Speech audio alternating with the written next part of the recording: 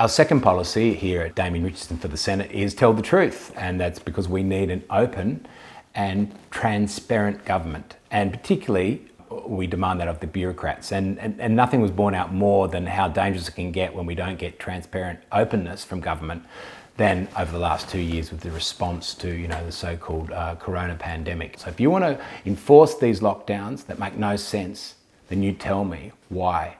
What are the basis of them? I often like to talk about one particular example that I experienced when I went to a bridge opening only about a month ago, right at the start of the campaign. As a matter of fact, the election had been called and I thought Barnaby Joyce was going to be opening this bridge from Echuca to Moama over the Campaspe and Murray rivers. And so we get to this bridge and suddenly we're not allowed on the bridge without our vaccination status. And they've actually set up little checkpoints to get onto this bridge in the middle of the country. The bridge is about 1 kilometre long. And the bureaucrats have set up checkpoints with all this sign around, with a green tick, vaccine pass required here, come here, points everywhere.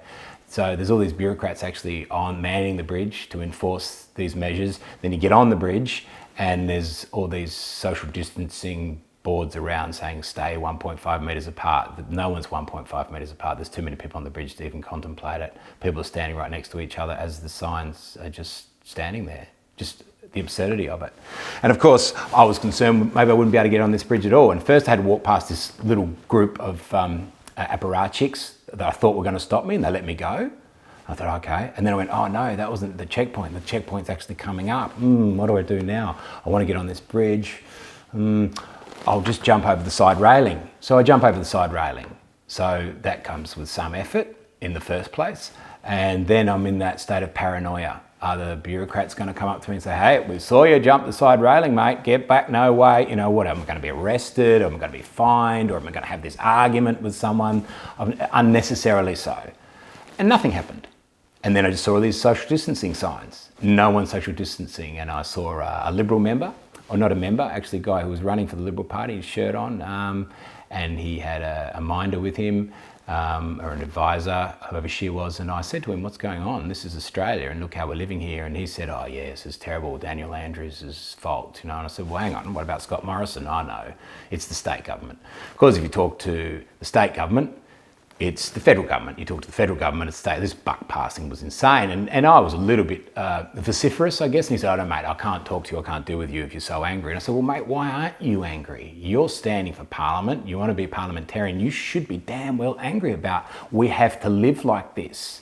Any threat of corona is long past. Like I say, the election had been called. And then his minder, she hucks up and says, well, it's not our fault. There's nothing Scott Morrison could do. And I said, well, as a matter of fact, there is.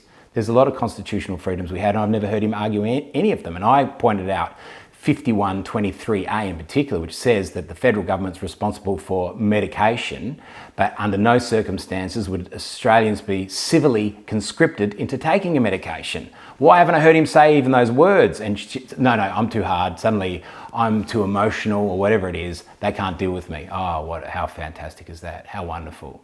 How clever is that?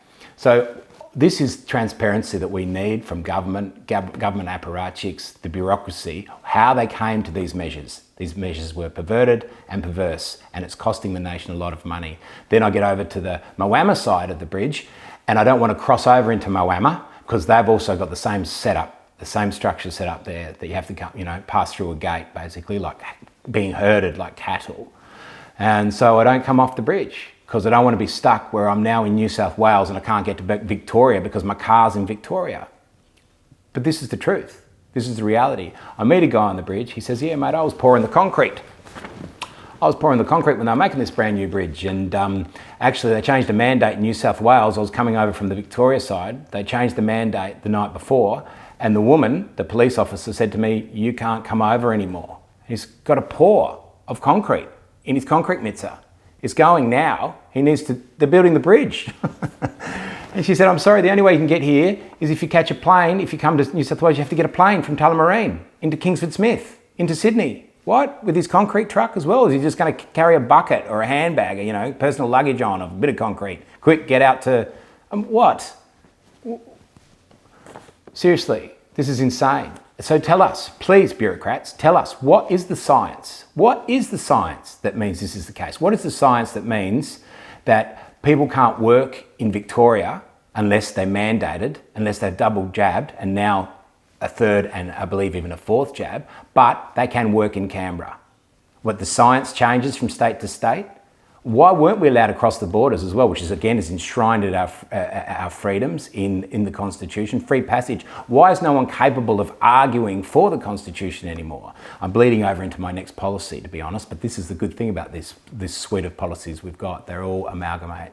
They're all part of the same push back against bureaucratic feudalism, because that's what we're being confronted with, bureaucratic feudalism, and the culture's being suffocated as a result. Again, when I was in the protest movement, I was having a conversation with a police officer at the time. He was very upset with me actually being further than 5 kilometres from my home, or whatever it was. How he even knew at that point in time, I wouldn't know, but he felt emboldened because he felt he'd been given that power. He'd been given, unaccountable power, unaccountable bureaucratic power. And it's a disgrace. But he had his mask on, but it's underneath his nose. And if you want to have a look at it, have a look on my website, www.damienrichardson.com.au. It's one of the first images you see. There he is, enforcing what is so important so no one gets sick, yet he doesn't even wear his mask correctly. So what's the repercussions of that? None. So who's the repercussions coming towards? Us, we the people, versus the bureaucracy. They've divided the community. They've dangerously divided the community, and we cannot tolerate it. On May the 21st, at the federal election, vote 1 for Damien Richardson, an independent for the Senate. Spoken by D. Richardson, authorised by D. Richardson, Melbourne.